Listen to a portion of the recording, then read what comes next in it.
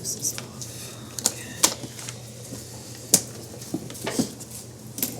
Where's the drawers? This.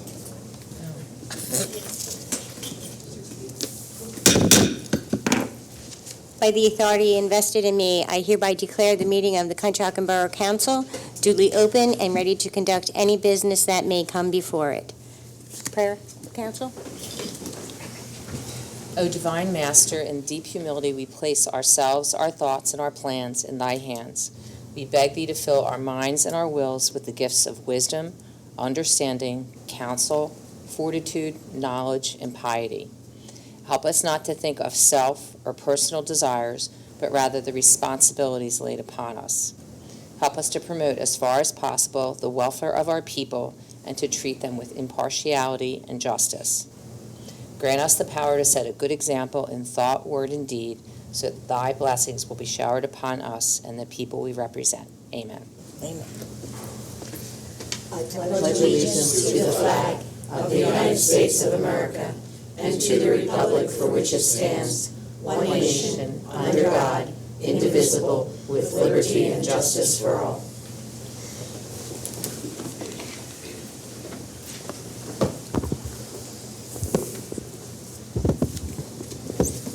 Roll call.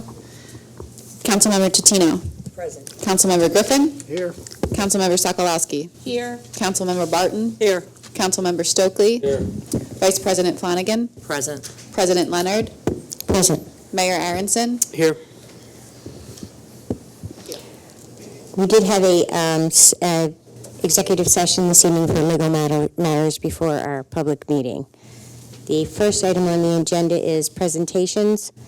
Public hearing on 144 West 9th Avenue, conditional use application. Thomas Andrew Homes, Inc., Tom Jones. President Leonard, we will be turning this over to Mr. Peters, and we will be opening it, and then the applicant has asked for continuance. This is the scheduled date and time for the hearing on application Z-2018-20, the application of Thomas Andrew Homes Incorporated for the property located at 144 West 9th Avenue here in Conshohocken. It's zoned Borough Residential 1. The application is for conditional use approval under section 27-1905-C of the Conshohocken zoning ordinance. The petitioner seeks to demolish a dwelling over 50 years old in order to construct two single-family detached dwellings. I have two exhibits for this evening. Exhibit B1 is the proof of publication. This matter was advertised on November 30th and on December 6th in the Times Herald. And Exhibit B2 is an email that I received from counsel for the applicant requesting this continuance and waiving all relevant time periods under the municipality's planning code for the holding of the first hearing. The applicant is requesting a continuance because the structural engineer for the project was unavailable this evening. The request is to continue the application to council's meeting on January 16th. Because you are continuing it on the record, if you so choose, this matter will not be re-advertised and the applicant will be notified to appear. So this evening, all I need from council, if you're inclined, is a grant of a continuance to January 16th, 2018. The hearing will be held here in Borough Hall at 7:00 p.m. That's the motion. I'll make a motion to grant the continuance. I'll second it. All in favor? Aye. All opposed? Motion carries. Thank you, and with that, we'll dismiss our court reporter, and I understand this is literally her last hearing, so we gave her a nice, easy one. Thank you for everything over all the years. Thank you very much. Enjoy retirement. It's fun. Wow. Congrats. You earned it. Dude, it's great. Thank you. Thank you. The second item on the agenda is interviews for boards and commissions. I believe the first one is for Mr. Tobin.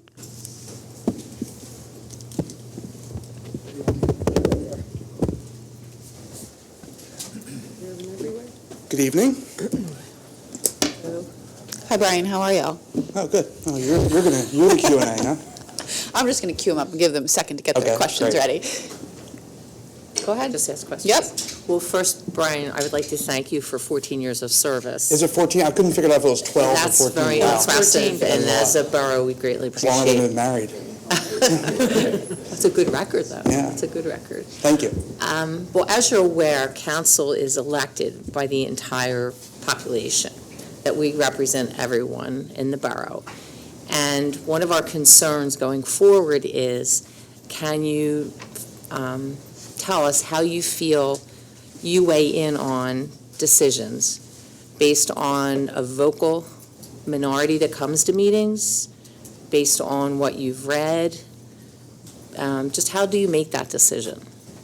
Well, I try to make the decision based on what council wants. It's difficult because there's not a lot of communication, there's not a lot of dialogue between the planning commission and council. So I make many of the decisions that I base our votes on is what is best for the community, what the municipal, I'm blacking out here, the plan, MPC. What's the 10-year? That's the comprehensive plan. That's the one. The comprehensive plan, how that is directing and telling us what path to go. Right. Those plans and that documentation is really the roadmap that we try to follow in our decisions. I think one of the things I think everyone on the Planning Commission has mentioned is that there isn't a lot of direction from council, right? If you're the ones who are designated by the borough to help us with these decisions, giving us sort of where you believe it should go, what the goals of the council is, would really help us with those decisions, I think. All right. Well, I think the comprehensive plan is our plan for the next 10 years. Certainly. That we've worked on that as a group, and we've had focus groups, and many different citizens have had input into that. How would you say you can distance yourself from your personal emotions when it comes to a decision? Well, they're always going to have personal decisions in that, right? Everyone is going to have, your personal bias towards decisions. But I try to make my decisions based on the comprehensive plan and what I believe to be is best for the borough. Sometimes those decisions aren't what's best for the developers. Sometimes they're not best for the community. But I hope that we, as a group, make our decisions for the greater good of the borough. So Brian, I have a question. So while the comprehensive plan provides the guidance, more specifically, what could we do as council to help to make it? Is it more on individual situations? What can we basically do? Even just goals. Right, so I'll give you a great example. I just had my review at my day job where our objectives for 2019 were laid out. Right, what are council's objectives for 2019? What do you want? You probably see what's coming down the pipeline for subdivisions. You know that you want more single homes, more townhomes, more twins, whatever it is. Give us 5 objectives that you want, so that we can make best decisions and point the developers towards those decisions. 14 years, I've never been told what Borough Council wants. Never. Why now or yet? Why didn't you come to us before? We've actually echoed it in the meetings, right? We've echoed it in the meetings that we would like some dialogue with council. It can be as easy as, like I said, 5 bullet points of do more of this, do less of this. It could be, maybe just 15 minutes of time with the entire planning commission with council to hear your feedback. Why am I echoing it now? It's the first time I've been interviewed. I've had the job for 14 years. I've never talked to you guys before. So, and the interesting thing is that maybe 6 or 7 years ago, we used to actually come and give our reports, right? We no longer even give our reports anymore. So, admittedly, I could have come to you, but I'm using this forum as a way to sort of echo that, is that I think there should be more dialogue. No, there should be. Right. So Brian, I think we talked when you guys reviewed the comprehensive plan at how are we going to make this not be a top-down approach to how we're going to move forward with our borough. I think that we can use that plan as an opportunity to sit with planning and go through the various, because one of your concerns was everything is kind of under the discretion of council. Yeah. I think that the next phase of this for 2019 is to pick some topics and to work with planning and create some committees to do that. And I would hope that you would want to be part of that, and I could see as we move forward doing more group types of efforts so that we're really all working in that same direction that you're talking about. Great. I mean, the reason I like the Planning Commission so much is that it allows me to give back to my community. It allows me to point the community and the town as a whole in the right direction, where the comprehensive plan, it helps, but there's little things that I'm able to do that I think create the better good, and things like that are a great example of ways we can do that more effectively. If there's one thing that you're passionate about for the Borough of Conshohocken in your role as the chairman of the Planning Commission, what would you say that is? Parking.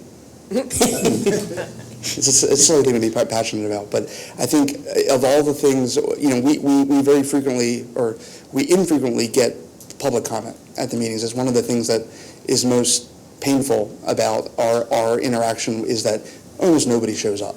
But when they do show up, it's almost always about parking or driving down Fayette Street or traffic in general. I think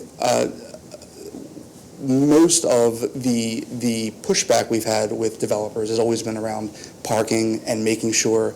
A great one that we just had in our last meeting was how help me out here, Mike, is the limit of two-car garages is too small, right? So, we have the ability, if the property has the ability to support a two-car garage in the rear, but our laws are preventing them from happening, there's a disconnect there. So, anytime we can move the parking off-street is a big thumbs up for me.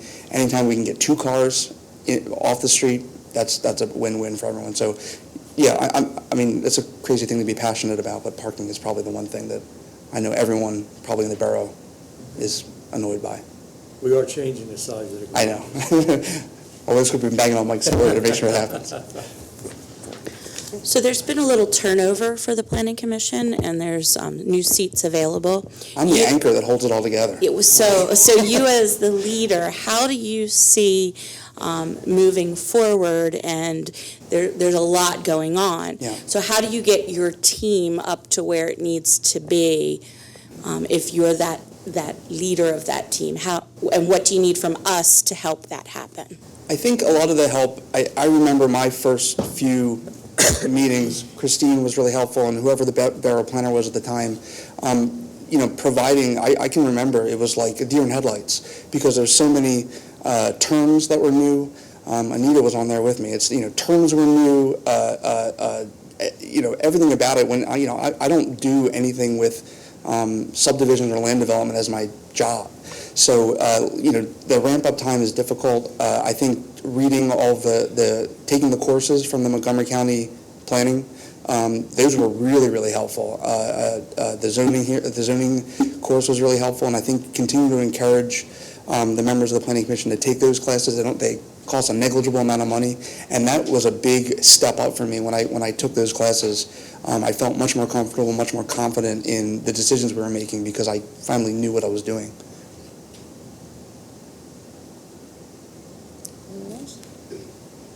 Thank you very much. Thank you. Thank you. Thank you, Brian.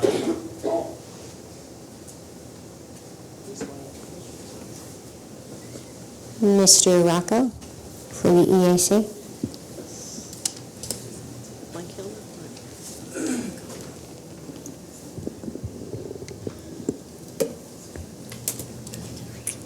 Good evening. Good evening. How are you? Good. Thank you for coming in. Thank you for having me. So, why would you like to be back on the EAC? Well, it's a really good question. So I've been on the EAC now for about 2 years, and I've seen a lot of turnover and lots of new energy that's in there, and we have so many things new. You're going to hear about it probably in a couple weeks. We're going to come here and we're going to give you a little update on the things that we've done over the past year and what our plan is moving forward. But there is so much more for us to do, and those are the things I want to be involved with, making a measurable impact in this community.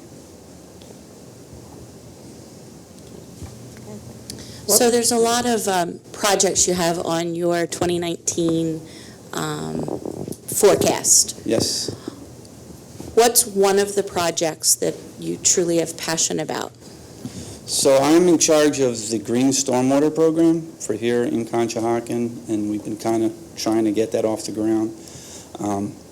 So that's probably the main thing. We kind of split off, each of us have kind of like one project that we work on, and then we update each other on how things progress every meeting that we have. I could go more into it. Do you want me to talk more about storm? I could talk all day about stormwater if you want me to. And how do you see that rolling out from an education perspective? What are... That's actually been the biggest challenge. We had an ambitious kind of plan, like we just come and rain barrels. Everyone would want a rain barrel in front of their house, or want a rain garden, or to do whatever it is they need to do to control their stormwater. But really, the key is to educate people on why. Why should they bother? What is the benefit to them? What is the benefit to the environment? What is the benefit to future generations as far as sustainability? So those are the things that we're really working on as far as educating folks in the community. We've done several workshops, and we're going to do several more. We've connected rain barrels here in the borough. We've invited people to come out. A few of you have made it out, so we really appreciate that. And so that's something we're hoping that there's going to be a lot more visibility as far as what we can do with stormwater, especially along the main drag here in Conshohocken, putting things out that are basically a hub where people will see, well, what is that? And it'll kind of spark their curiosity so they can learn more about what a rain barrel is, what a rain garden is, how it benefits the community. We have people jogging, walking their dogs in line at Scoops for ice cream. We have all these different places where we have an audience that we can really deliver some education to. And how do our business community play into some of the initiatives you have going on right now? So we are currently working on a green business initiative. So besides stormwater, there's a variety of different things businesses can do to try to earn accreditation. We're still building it as far as being either like a gold or a silver or a bronze or whatever it might be business because of a certain number of green practices that they have. And that's something that we're just now hoping in this year to come, that it's going to come off the ground. Are paper straws one of them? Paper straws is one of them, but I'm just curious. there's a variety of different things. Whether it's energy, whether it's straws, whether I don't know what they are off the top of my head, but there's a long list of things, and I think a lot of folks are going to be excited about it. Besides straws. I just noticed that a lot of the And plastic restaurants bags is the other one that people think about. Thank you. Dominic, I've seen you lead a few community initiatives over the past year. Can you tell council about a couple of them, either at the library or Fun Fest? So one of the things that we've tried to do as far as educating the community is one of the best ways of reaching adults is through their kids. So if we have a rain barrel project, we get the kids together and we have them paint a rain barrel, and they can be pretty creative, and they can be pretty messy too. So there's a lot of cleanup involved. But we have several rain barrels across right now. There are well, I would say, is it 2 or 3? There's one at the library. There's one at the Mary Wood House. Is there another one? Okay. There are others that we wanted that are actually painted by the kids from here in the community. And those are the kind of things, for instance, we also want to work with the local artists. to bring out some other types of, and when you put those types of things in Conshohocken, they are a focal point, bring people's attention, and it's really something really that we can really use to educate people. So we've done that a couple times. We did it at Fun Fest. We did it at the what was it called? Arts Festival. I don't know if I'm forgetting about one, but we had a couple other workshops. Am I forgetting any? Library, we did a recycling day. Yep. Yeah. We did recycling day at the library. So, yeah, there's lots of folks here in Conshohocken to educate. It's a small town, it's just a square mile. But That's great. Thank you. Thank you very much. Thank you. you good? Thank you. All right. And thank you for your volunteering and your service. Yeah. We appreciate it. Thank you for allowing me to serve. No problem. All right. Thank you.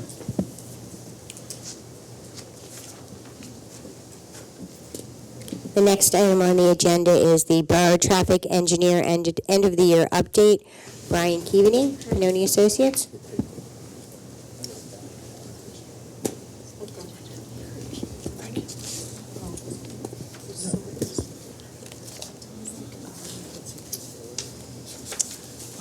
Good evening, everyone. Good evening, Brian.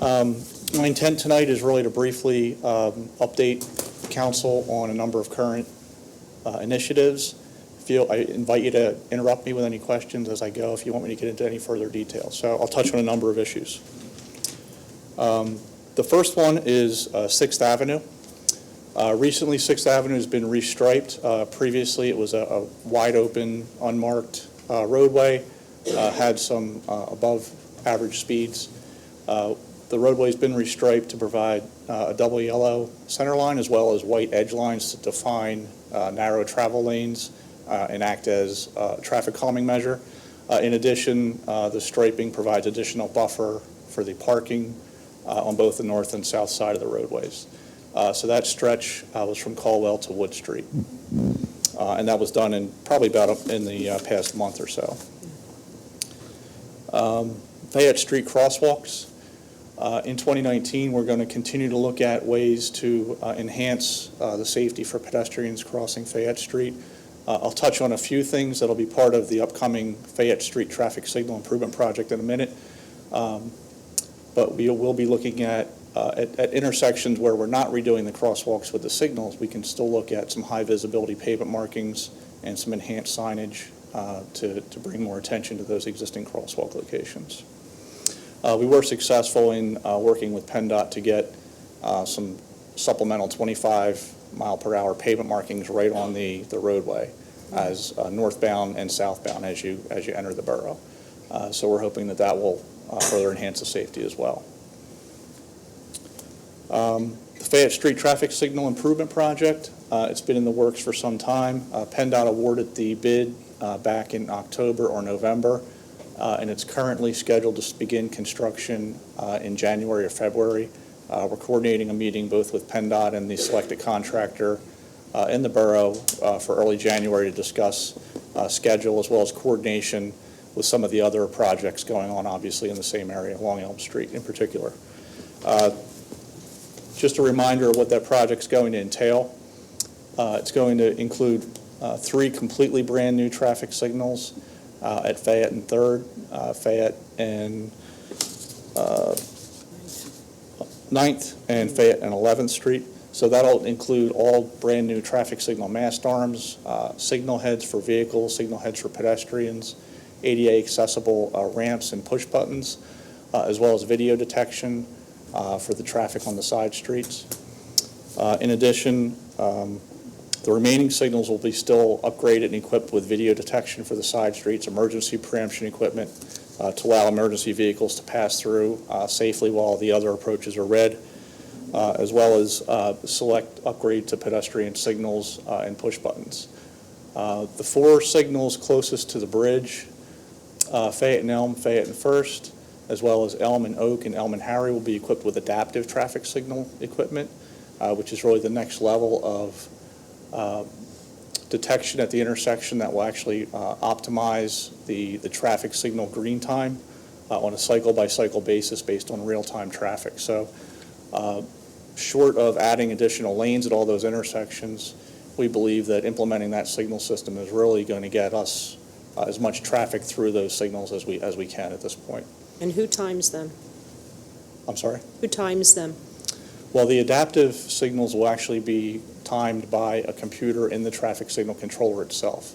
So what it does is measure actual traffic on each of the approaches, and then on a minute-by-minute basis, it develops how much green time should be allocated. So there's no predetermined setting Okay. with those signals. Now, they can be controlled, and the settings can be adjusted as you experience, as traffic, I guess, evolves over time, the signals will adapt to a certain extent, but we could always go in and force the signal to provide a certain amount of time for each approach, and obviously those signals will guarantee full time for pedestrians crossing the road once the buttons are pushed as well. And how much time for us to judge the traffic at different periods of the day? So it's Like normally 3 when that- months, 6 months? No, it's shorter than that. So when that system goes in, it usually takes about 2 to 3 weeks Okay. to really refine the settings, Okay. but then it's always adjustable thereafter. But really, the system should adjust itself as traffic evolves, and also it should learn the patterns of the day a little bit more efficiently so that you won't have any unused green time during peak hours. That's the idea, is you want to try and maximize how much traffic you can move through the intersection. And in addition, all the signals will be interconnected with one another via fiber optic cable, and will be connected back to the traffic control center, PennDOT's traffic control center in King of Prussia. Okay. So that project is, as I mentioned, scheduled to hopefully get under construction in January or February. Yes, Is there sir. any chance that those interactive signals are connected to West Conshohocken side as well? At this 'Cause point, you could force all the traffic there, but then everyone was stuck on the bridge. I mean, like the West Conshohocken and these ones really need to coordinate together. and that's in the works for an upcoming phase. PennDOT's looking at West Conshohocken separately. Initially, I would say the entire area was evaluated. Right now, the Fayette Street was funded at this point, but there is another project in the works for the West Conshohocken side, so that's going to be considered. Right now, there is going to be a disconnect, but ultimately, we'll hopefully have the same system on both sides. Any other questions on Fayette Street? Yeah, I do, Brian. Yeah. The pedestrian signs, we talked about them before, the last time you were here. The signs or the flashing warning No, devices? no, the signs that are there now, the existing signs. On a four-lane highway, they're not the smartest thing to have out there. I mean, I brought this up before. You have somebody, if there's a pedestrian crossing the street, they step out into the lane, the car on the inside stops, but the car on the outside's flying down at a high speed, and I see it all the time. I mean, I'm surprised more people haven't got killed out there. But I mean, I just don't think them signs work. I mean, they work to a certain point, but I think they're for 1-lane, 2-lane highways, not 4. I mean, we got a high volume of speed out there on Fayette Street. So, I mean, that's the way it's just something I see every day out there. Well, the perspective I would offer on it is the fact that at whether it's 2 lanes or 4 lanes or 6 lanes, at every intersection, whether it's marked or unmarked, there is a pedestrian crosswalk Right. there. Both pedestrians and motorists driving have a responsibility to travel safely through the intersection. So it's just as much on the pedestrians to make sure that they have a clear path as it is the motorist to stop for the pedestrian. But that sign makes them stop. Well, the sign is Most there. people stop. Most people stop. Mhm. I'd say 5 out of 10 don't stop.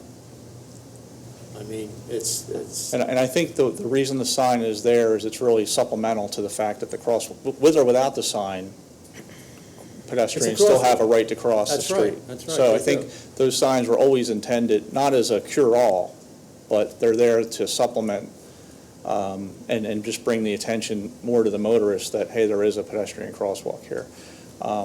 That's why I think, the other things that we could look at, as I mentioned, were some different pavement markings, Yeah. maybe using the ladder-style pavement markings, if you're familiar with those, versus just the 2 white lines.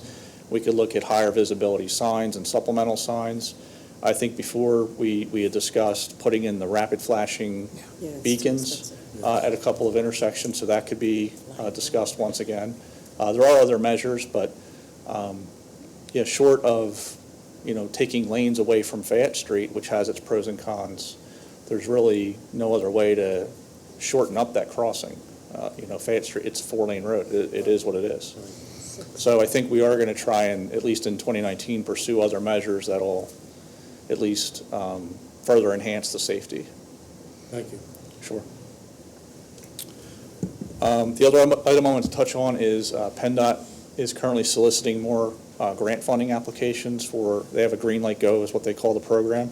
The funding is intended to upgrade signalized intersections. Now, with the Fayette Street Signal Project, we're getting the vast majority of them upgraded already. But the original scope of that project did not include upgrading all the equipment at some of the signals on Elm Street. For example, Maple, Oak, Caldwell. So we are preparing cost estimates now, and then we can decide in conjunction with the borough whether to submit for that next round of grant applications. And the Green Light Go, we think, will be an annual program. So even if we choose not to submit this year, there will be an opportunity in the future to submit again. What's the date on that? Early January. January? Yeah. And then they typically decide within a month or two, and then it takes several months to get the agreement in place. It's a reimbursement agreement, so it would be a 20% local match, and then 80% would be reimbursed. Okay. Washington Street, we've also recently started to look at additional pedestrian crosswalks at several intersections along Washington. We've highlighted a number of locations where we think we can implement striping only. There are several locations that may need ADA ramp improvements. So right now we're working with borough staff to prepare, again, some cost estimates and recommendations for prioritization for consideration in 2019. The intersections that in particular we're looking at are Harry, Ash, and Poplar. And in this next slide, we've also reached out to SEPTA regarding some enhanced markings and signage at the crossings. We've had some occasion at night where some motorists are not clear on where the tracks are versus where the road is. SEPTA has already come out and marked Cherry Street with some supplemental reflectors and surface-mounted pavement markings to try and alleviate that issue. So I believe they're going to replicate this installation at a number of the crossings. So we're just waiting on I think a final schedule for when they're going to complete that work. West Elm Street repaving. I think we had all hoped this would have been completed in the fall of this year. In speaking with the contractor, PennDOT's contractor, it is a PennDOT contract. It is still scheduled to be completed. As of my conversation today, they anticipate it would be no later than April. They did indicate that a lot of locations were delayed because of the rain this year, frankly. But they still intend on doing it, and they think that when they do it, it's only going to be a 2 or 3 day disruption to complete that entire section. So as we stay in touch with them, if there's any additional change in that schedule, we'll certainly advise you. But we think it'll be April at the latest. The other issue I was going to mention is the West Elm Street truck restriction. As Borough is aware, we did submit a request to PennDOT to restrict heavy trucks on West Elm Street west of Caldwell. PennDOT did do an investigation and came back and said that they could not legally restrict trucks given the current configuration and criteria that goes along with that. We are working with borough staff to try and coordinate a meeting with their traffic unit, hopefully in early January, to see what other measures may be able to be implemented there to try and at least reduce or control that truck traffic and make it a little bit less invasive on the residents, on our borough residents in that area. So we'll certainly advise when we can schedule that meeting and what, if any, other ideas would come out of that. So is there a truck route in Conshohocken? If a truck's coming off the Schuylkill Expressway, does he have a truck route that he has to follow by the state of Pennsylvania or the county?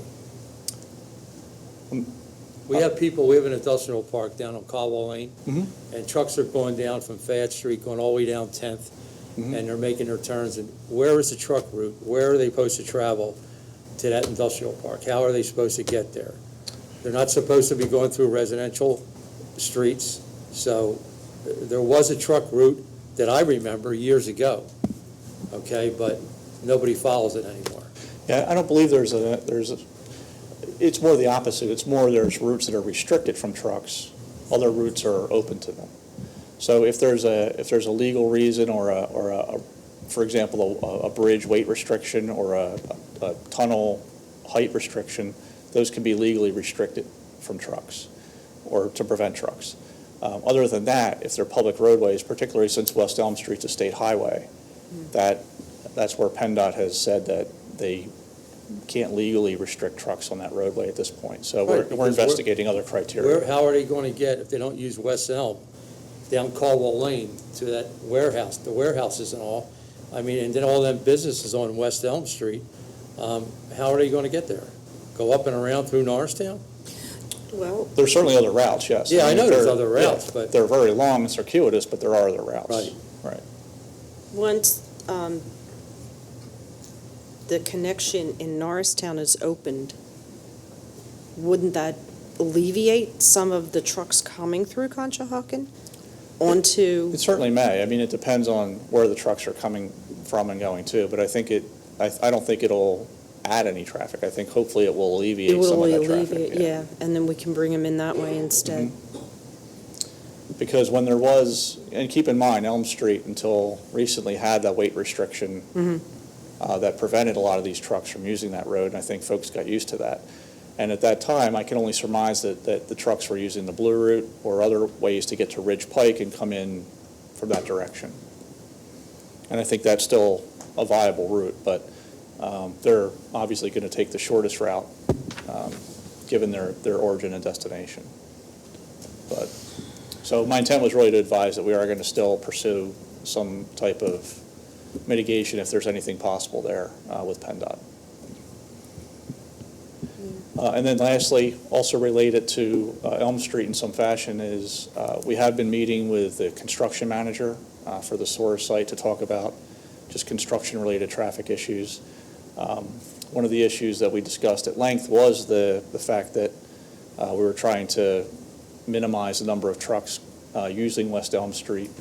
And to my understanding is that they've agreed to that, and they're not going to direct traffic or truck traffic down West Elm Street, and instead use likely Fayette to North Lane to Ridge Pike to circumvent that area. And one of the big improvements that will be facilitated when the development's done will be a double left from northbound Fayette Street onto westbound West Elm Street. So it'll be a very short double left, but the intent is as you come across the bridge from West Conshohocken, adding that second left turn lane, we can move more left turning traffic and thereby give more green time to other approaches to try and keep that intersection as congestion-free as possible. How are you going to do that when there's the two lanes that come across the bridge with the left-hand turn here, and then you have the one lane that turns down onto Elm? So where are you proposing to put that other left-hand turn lane? So really, it's the length of roadway between the actual bridge itself and Elm Street will be widened slightly, and it will fit in a very short double left turn lane. So you'll still have the long left turn lane on the bridge itself, but you'll have a very short second left turn lane so that we can actually turn two cars at once as you come across the bridge onto West Elm Street. So it's really going to be just a little bit of widening on primarily the west side. You're getting rid of some of the pavement? Is that what you're doing? Well, it's actually, we're going to push the sidewalk out a little bit. So if you know where the PennDOT message sign is, that's going to shift a few feet, as will the sidewalk and the curbing, and the lanes will shift over.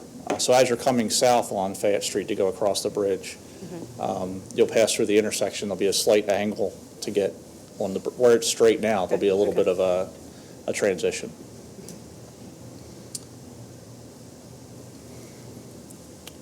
And with that, I can certainly answer any questions on any other topic, or if you need any more detail on any of those issues, I can certainly try and provide that.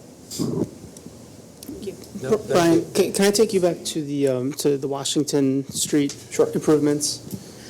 We had a group of runners and bikers come in over the summer, concerned that there were no stop signs going towards the running trail on the neighborhood side, not on the Washington side. Is that something we could look into on Ash, Cherry, and Poplar? We certainly can look at it.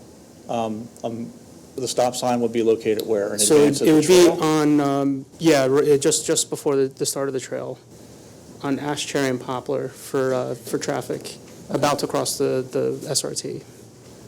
We can certainly look at it. I think typically as the trail crosses the road, the trail user would yield to any traffic on the roadway, rather than vice versa. But yeah, we can certainly take a look at what the volume is down there. Sure. Thank you. Thank you, Brian. Thank you very much.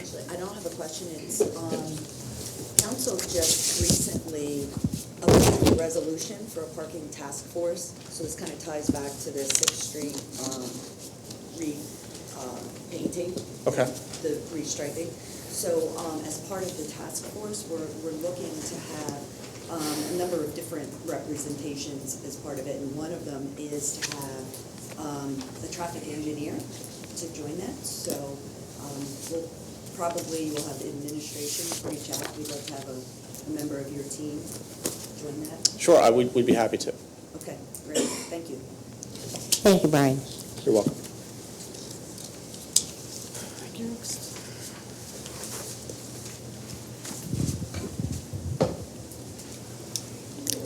The next item on the agenda is the consent agenda.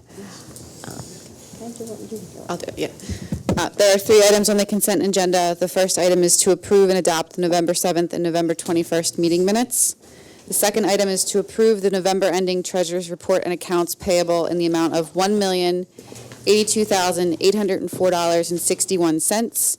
And the last item is to adopt and approve the 2019 budget and adopt and approve ordinance 07-2018 to levy real estate tax for 2019 and fix the rate thereof. If council is inclined, I would need a motion to approve consent agenda items A through C. I will make that motion.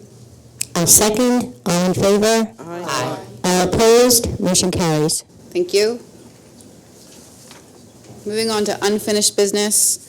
The first item is to consider approving a First Amendment to the agreement with Tri-State Financial Group for the collection of business privilege, mercantile, and local services tax. This was on your agenda at the beginning of December. Tri-State has agreed to the terms as presented that evening, where there would be 2% of gross taxes collected across the board and 5% would be allocated specifically only for delinquent and discoveries.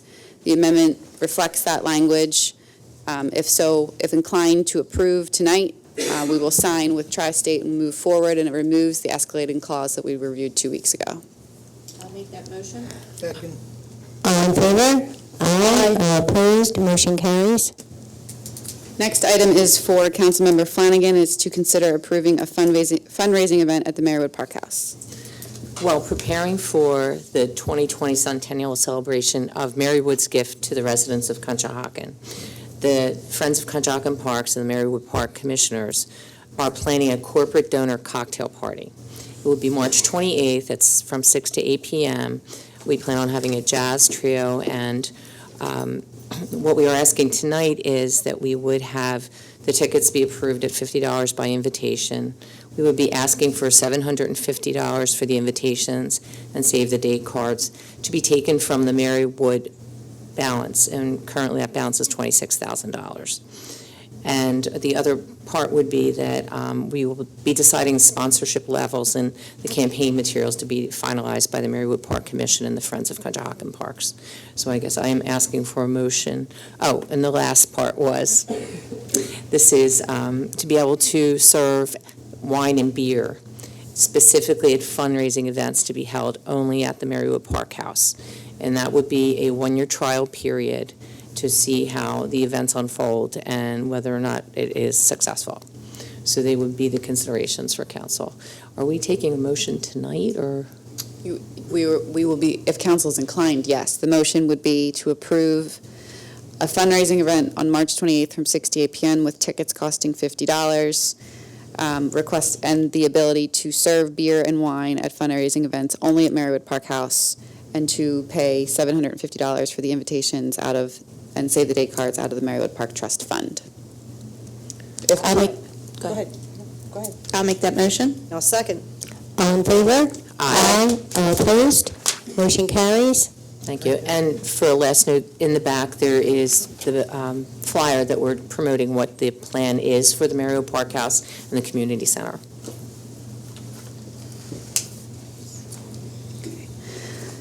Next item on the agenda is moving to new business, and it is to consider approving the employment agreement for George Metz, who would be the interim superintendent of police. I would need a motion if so inclined. I'll make that motion. I'll second it. All in favor? Aye. All opposed? Motion carries. Congratulations, Chief Metz. Thank you, George. Thank you. Next item on the agenda is to consider authorizing an appointment to the position of fire marshal. As you are aware, Mr. Zinni has retired from the borough, and so we need to designate a new fire marshal. The recommendation this evening is to appoint Mr. Tim Gunning as the borough fire marshal. I'll make that motion. I'll second. All in favor? Aye. All opposed? Motion carries. Congratulations, Mr. Gunning. Congratulations. Tim. Thank you. Next item on the agenda is to consider approving a mutual release agreement for 203 East 12th Avenue, and I'm going to turn this over to Mr. Peters.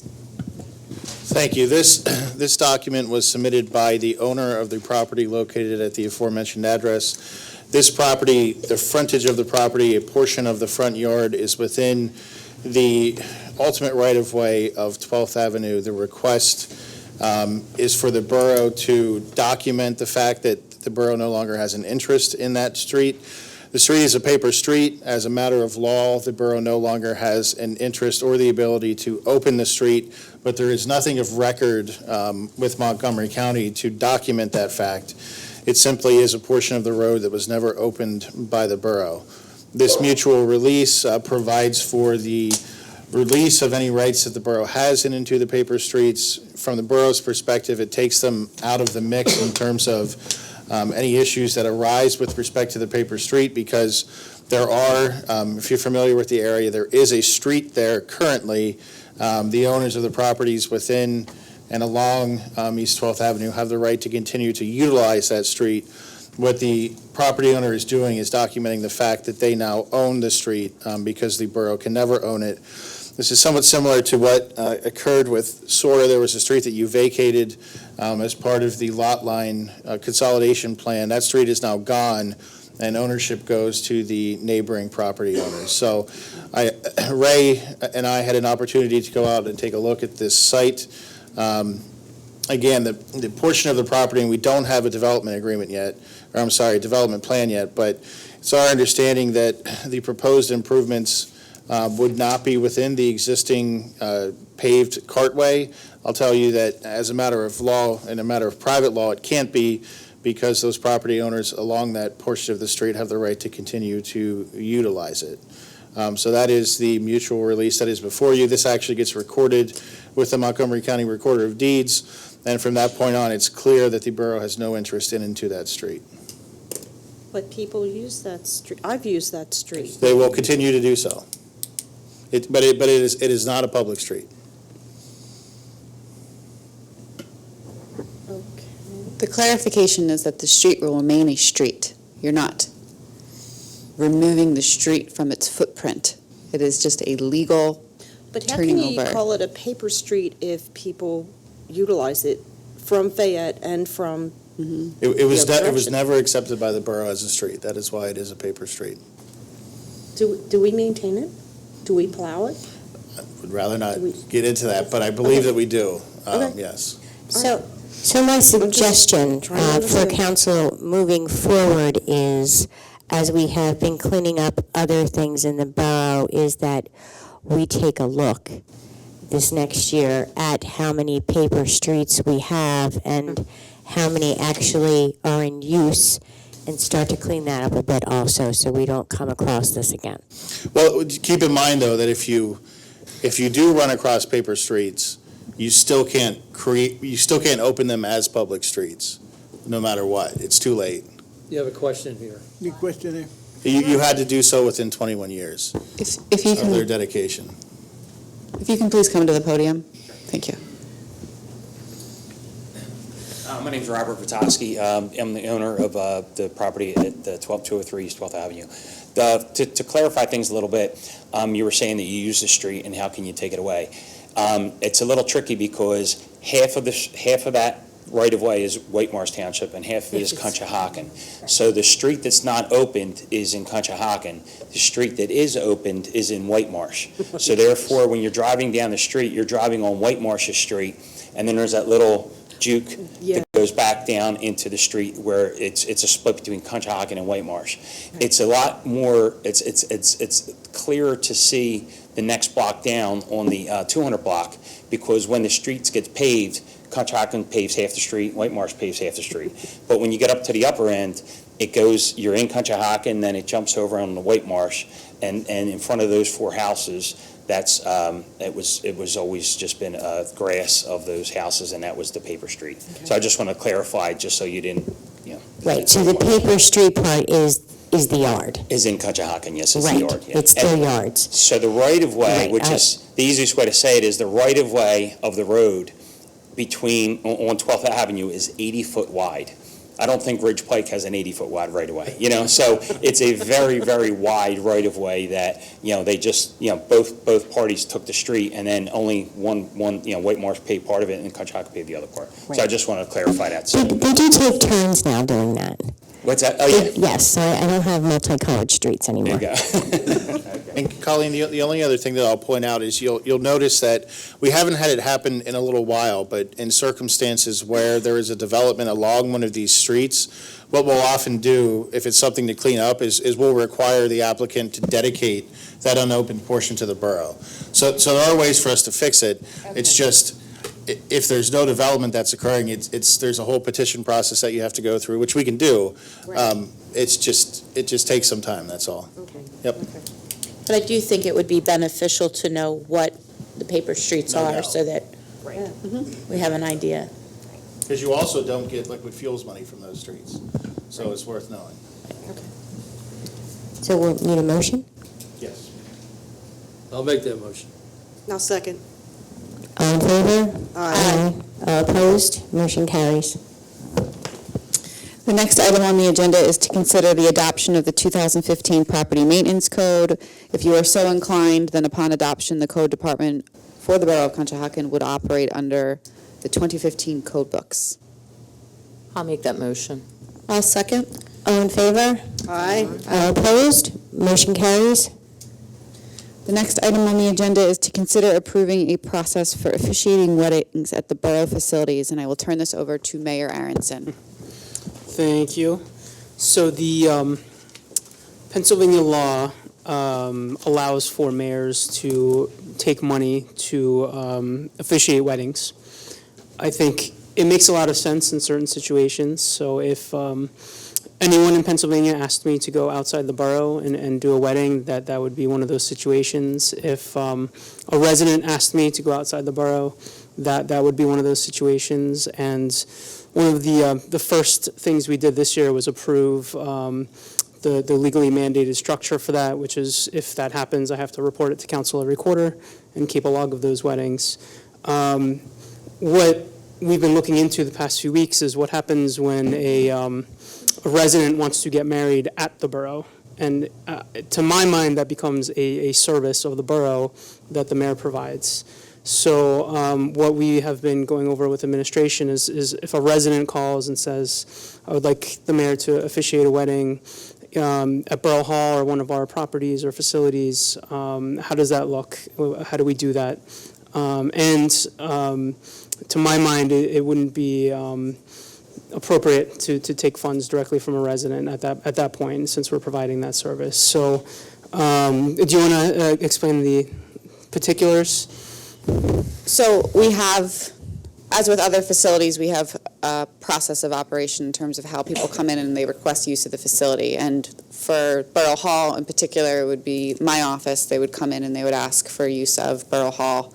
Again, anything that was requested for here would be during office hours only. So they would come in and they would request to use Borough Hall for their ceremony. We would contact the mayor, check his schedule, and then they would come in and they'd utilize one of our conference rooms, offices, however that would be structured. Again, we would determine best use for this building. Regarding the Marywood Park House, it's a little bit different. Use of that facility goes directly right now through our Department of Recreation Services. It is a rental situation. Lauren Irizarry, the Director of Recreation Services, handles those requests that come in. They actually are part of the rental request form that we use for all recreational facilities. Right now, that room has use of the Marywood Park House has a $50 fee that's associated with it. It's aligned with use of our meeting room that is at the community center at the Fellowship House. Again, that would all go through Lauren. So the request would come in to utilize the facility. They would contact, or they would be directed to Lauren. They would complete the form, sign the indemnity waiver, be scheduled appropriately based off of the other uses in the building, and then she would contact the mayor to get them on his schedule. So the main point that needs to be discussed is, number one, are you comfortable with the process, with administration moving forward with the process as discussed? And then the last thing that needs to be decided upon is whether or not there will be a fee associated with the officiating of wedding ceremonies at the Marywood Park House. So just a clarifying question. Yes. So when we're talking about a no fee type of scenario, that would be no fee to the mayor for performing the service.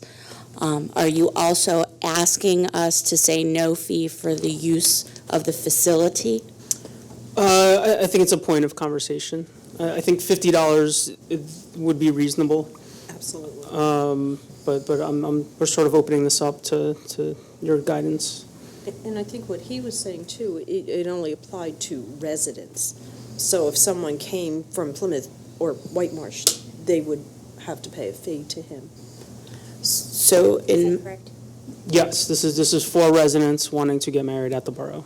so I would be more comfortable with no fee in our public building here, but having a fee at the Marywood Park House to go in line with our other facilities.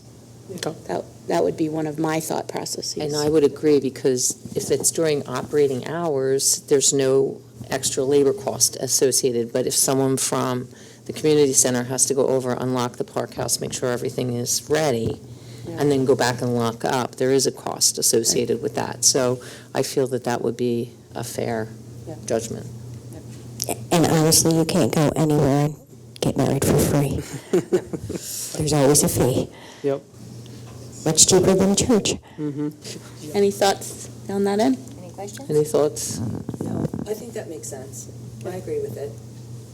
And I think that is a service that we should provide to our residents at no cost, I think, for your services.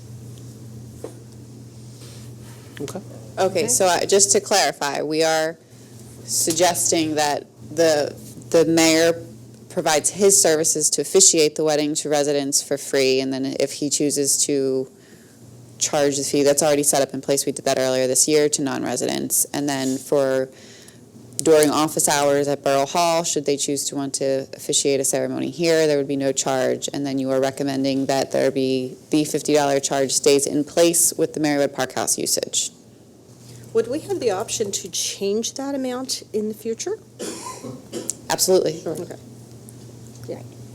And that would just be for at 1 hour? What would the time limit be? Yeah, Half an that's hour? what I was gonna A half an ask. hour ceremony? It's not the reception. Like, It's we a- have to be so very I believe clear it's an as to hour. what we are permitting. It's an hour. An It's an hour. hour, and that And that's includes comparable to what they charge at, 2,000 if they wanted the reception. oh. That would still be a very good deal. That's a whole, yeah. What we're saying, 10, Bob. hours, how does that work with your schedule? So one of the Get reasons. married in the summer. One of the reasons why we really, besides the Marywood Park House being a wonderful space, is the 4:30 cutoff is pretty tight. So this gives a lot more freedom for scheduling if we could have these ceremonies there. Okay, so I think it sounds like we've we're agreeing that Yes. Marywood Park House is the fee of $50 for the hour. Borough Hall is free office hours. Mayor has the discretion based on what you gave him earlier this year. So if you are inclined, then you should make a motion solidifying those facts. I'll make that motion. I'll second. All in favor? Aye. All opposed? Motion carries. The next items on the agenda are the update on the Sora West project relative to considering approval of the agreements for the public plaza, public parking, and land development, and I'm going to turn it over to Mr. Peters. Thank you. There is one additional item not on the agenda that I'd like to hit first so that we don't miss it. Resolution 36 of 2018 would be a resolution authorizing Ms. Checo as the borough manager to execute all documents necessary to effectuate the transfer of 15 West Hector Street, the firehouse property, to the redevelopment authority. To remind you, with respect to how this property swap occurs, there is an agreement of sale with the developer of the Sora West project, whereby the developer will be purchasing property from the RDA and from the Borough of Conshohocken. There is later on your agenda a memorandum of understanding between the RDA and the Borough with respect to how those monies will be split. The Borough will transfer its property to the RDA, and the RDA property gets transferred with the Borough property included to the developer. So this resolution very simply states that Ms. Checo has the ability to execute all documents necessary. It is a requirement of the lender for Keystone, and it is not a surprising requirement. So my recommendation would be that you approve this resolution. I make that motion. Second. All in I'm favor? recusing myself Thanks, Bob. on all motions. Related to Keystone. Right. Understood. Thank you. Okay. All in favor? Aye. All opposed? One recusal. The next agreement that is before council, and I'll note that the applicant is here along with council. We also have council from the RDA that has joined us this evening. To the extent that there are any questions on any of these documents as we move forward. The next agreement that I will review with you is the public plaza agreement. As council will recall, when the land development for the Sora West project was approved, there was a requirement that a public plaza agreement be executed with the Borough of Conshohocken to allow the public's access to and use of the public plaza area. At that time, it was explained to council that there would be multiple levels to the plaza area. There is an upper level right next to the, what I'll call the Amerisource building, but the office building that will be utilized by the office tenant. The public plaza area is below that. And constitutes the majority of the flattened area in and around the property. This agreement, as set forth, provides for public use. It provides for the developer, or rather the association, which will be established after the property is transferred, and there is a condo association that is established to maintain the public plaza area at its sole expense. The borough is entitled to hold up to 3 borough events in the public plaza area. That's during off-peak hours, so weekdays from 6 to 10, Saturdays from 6 a.m. to 11 p.m., and Sundays from 6 a.m. to 11 p.m. If there are going to be any additional events, the property owner has agreed to allow the borough to request such additional events. Obviously, they will require approval, and the borough will give at least 30 days prior to the event for the property owner to consider. To the extent we have a borough event there, the borough will be responsible for cleaning up after the borough event, and of course, if any damage is caused during the borough event, the borough will be liable for that. Aside from that, the agreement simply contains other provisions related to its execution. If council has any questions, again, the applicant is present with council. If Any not, questions? oops, sorry, Colleen. That was just any questions. If there are no questions, what I'd like to do, I think it's cleanest if we approve these one by one. So if council is inclined, you would make a motion to approve the public plaza agreement as presented, subject to final approval by borough administration in my office. I'll make that motion.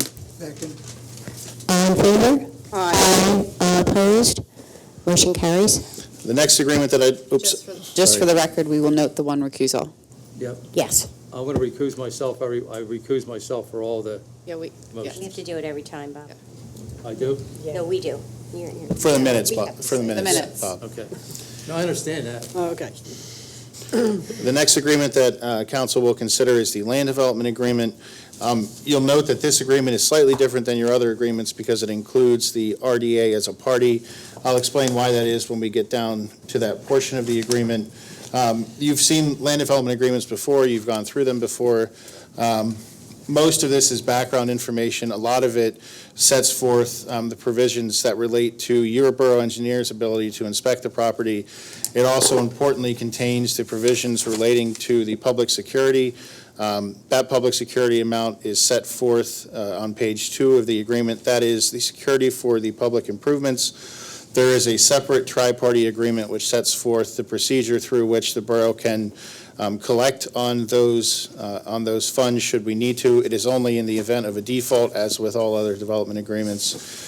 The only other terms that I'd point out for council is that on page 6, there's a list of approvals that are still required for purposes of this project. Those are the third-party approvals, PennDOT, DEP, and there's also requirements, of course, that the applicant comply with all borough ordinances unless they've been waived by the approval.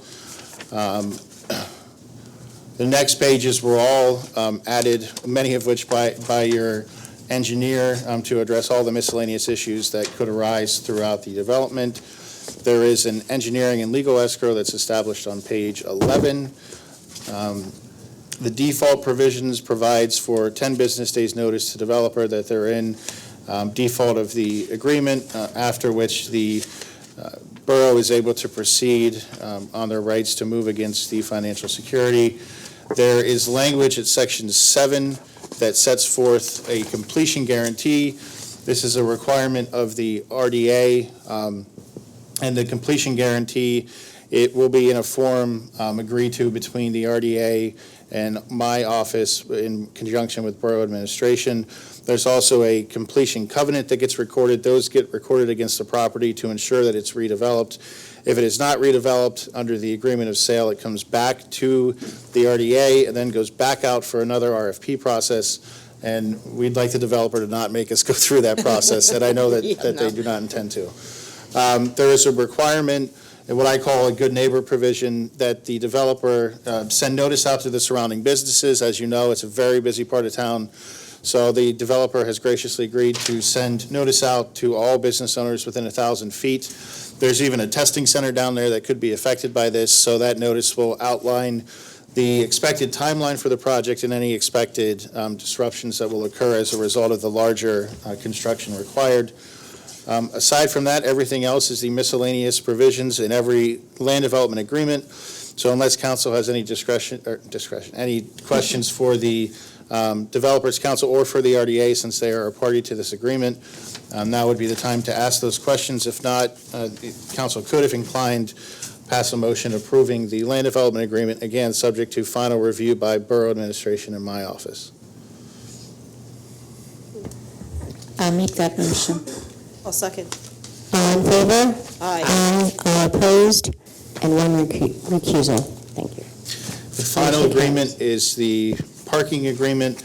The parking agreement sets forth the terms under which the parking lot that will be constructed as part of the SORA project will be handled in terms of the public parking that the developer has offered to the borough, and also the peak parking, the 150 spaces that have been offered to the borough. There are two categories. The peak spaces, there are 150 spaces that are set forth for public parking during peak hours under this agreement. There are then an additional 850 spaces that are set forth for off-peak parking, for a total of borough off-peak parking of 1,000 spaces. There is then in the agreement an additional provision that provides if there is a borough event that requires more than those spaces, that the borough can go up to 1,200 additional off-peak spaces, bringing us to a total of 1,350 spaces.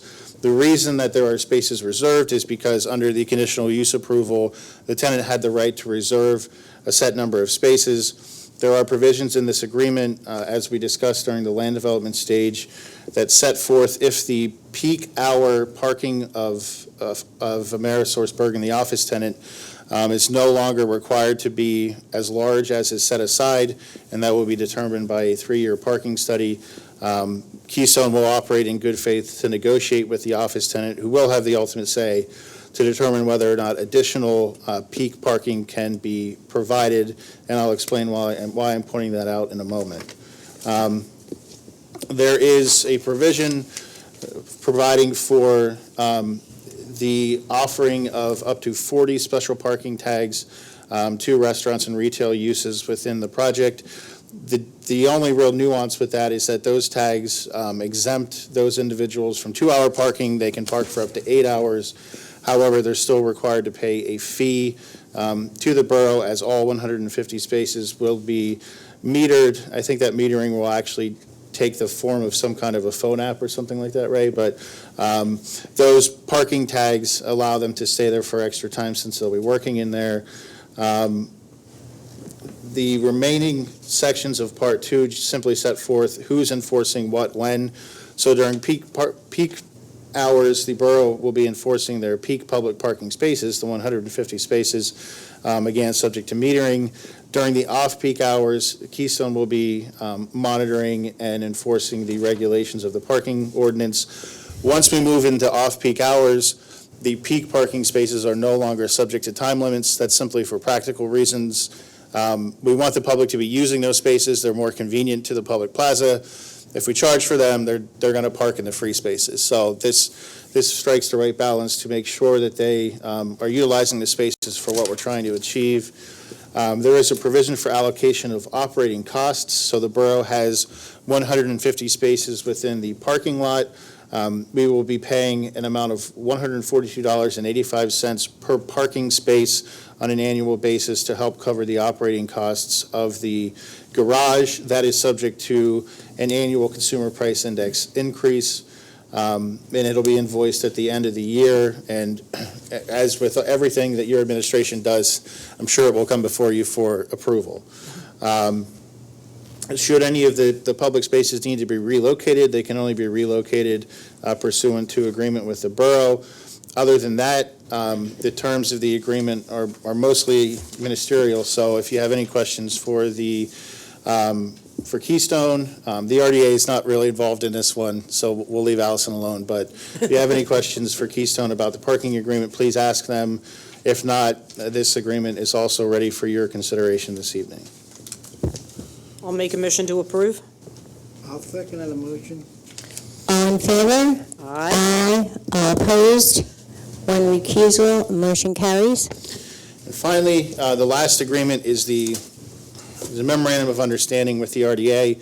The RDA and the borough, I think, negotiated very well in terms of how they're splitting the $3 million. We're splitting it in half with a small caveat. The RDA carried the property at an amount of around $75,000. So that out of the $3 million, we subtract out the $75,000. When we divide that amount by 2, it comes out to $1,462,500 that will be distributed to the Borough of Conshohocken upon closing. There's an additional amount, an additional $1,462,500, not within the $75,000, which the RDA will get outright, which will be placed into a separate account that the RDA has agreed will be used for economic development projects within the Borough of Conshohocken. So it's a very neat opportunity where the borough benefits, notwithstanding the fact that the RDA is getting the money. And that will be subject to a separate agreement with the borough, and the borough will have the ability to approve those program guidelines and ultimately consider approved projects that will occur here in the borough. So it's a really neat thing. That memorandum of understanding is ready and prepared for your approval this evening. Allison is here this evening, so if you have any questions for her, please ask them now. Any questions?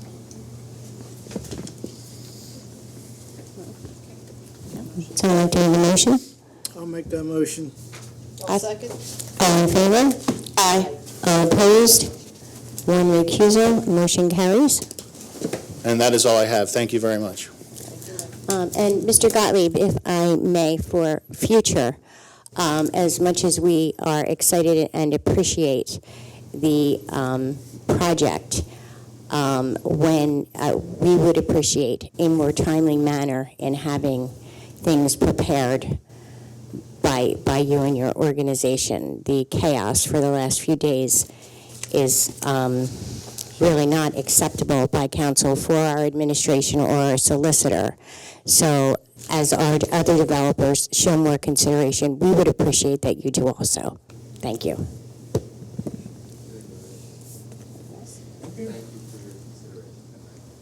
You're welcome, but we would appreciate no more 12th hour, okay? And getting things done. Thank you. Anything else in the public comment? Public comment? No public comment? Mayor Aronson? Okay, thank you. This is our last meeting for the year, which takes me to the end of my first year with you all.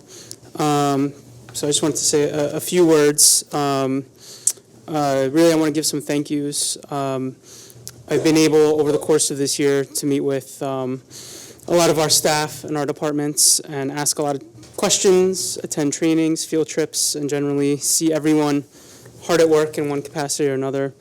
And I've found our borough filled with hardworking public servants.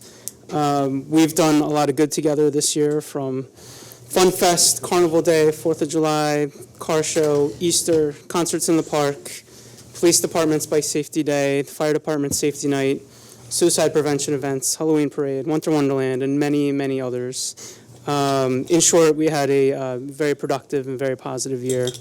Looking to the new year and tonight's passed budget, we're set up for even more great initiatives in 2019. So I want to say thank you to all of our dedicated staff and emergency services personnel, and of course, fellow council members. Sarah and I both wish you all a very Merry Christmas and a Happy New Year. Thank you. Bob? Yeah, I'd just like to wish council, the mayor, and our residents a Merry Christmas, Happy Holidays, and a Happy New Year. Anita? I say the same. It's been a joy to work with everybody, and I look forward to the next 3 years for me. But Happy New Year and Merry Christmas. I say it backwards. Ditto. Merry Christmas. Happy holidays to everyone. Have a safe and healthy New Year. Jay? Merry Christmas and a happy, healthy 2019. Merry Christmas and Happy New Year and many more. And you'll see the Ike Man. Just a couple things. As the mayor mentioned, a lot of the events that have taken place over the last year, and then also so many annual events that we hold here in Conshohocken. Just last weekend, we had Santa go on his sleigh through the borough. It was rescheduled from Saturday to Sunday. Weather still wasn't, it really wasn't conducive to having Santa go on the sleigh, but that did not stop our Santa Clauses. So I have to thank Bobby Moore and Tim Gunning, did a fantastic job out in the rain. I made it through the first ward that I had the opportunity to ride along. I was really pleased to see, despite the weather, how many people came out, how many children were excited, and it's a testament to how dedicated we have with our fire department. I have to thank number 2, Narberth Ambulance, and again, our Tim Gunning and Bobby Moore. It was really something, because it's one of the things where you can see it on the faces of the kids. So fantastic. Thank you. I also hear he's out tonight. I'm sorry, and yes, and actually, the east side wasn't completed on Sunday, so back out to make sure that there aren't any children that didn't have an opportunity to see Santa. Yes, thanks, Tina. Moving into 2019, the mayor and I will be having bingo nights at up at Marshall Lee Towers, and that's going to be the second Wednesday of every month. And I already mentioned the parking task force, so that's, we've had, the application deadline has passed. We haven't had an opportunity to go through all to make sure that we have the right composition but I think that we will, and we're really looking forward. That's a major initiative for us for 2019. So that all said, Merry Christmas and happy, healthy, safe New Year. Chief Moats? Merry Christmas and Happy New Year to you all. And personally, thank you for the opportunity that you've given me this year. It's been a little crazy. You opened a door that I didn't expect to walk through, and I appreciate that. And I'd like to take, since it's the last meeting, the opportunity to thank a really special group of people, and that's our fire police. There's only a handful of them, and especially Carol Davis, their captain. All the things the mayor checked off don't happen without them. Nope. And you never see them around here. They're never asking for anything special, but they really are appreciated, and they're essential to what we do here. Ms. Jesko, do you have anything to say? It was a very eventful year for me, welcoming a little one to the Conshohocken family. I could not have done it without the entire staff. Yesterday, I took them out to thank them, and that will never be enough. So, and thank you to council and to the mayor as well for the support as I became a working mother. And it's been quite a ride, but it's been amazing. So thank you to everybody. Couldn't have done it without you, and it's just a privilege to be part of the Conshohocken family. So, Merry Christmas. Happy New Year. Thank you, staff. And on that note, I will say Merry Christmas, Happy New Year, and meeting adjourned.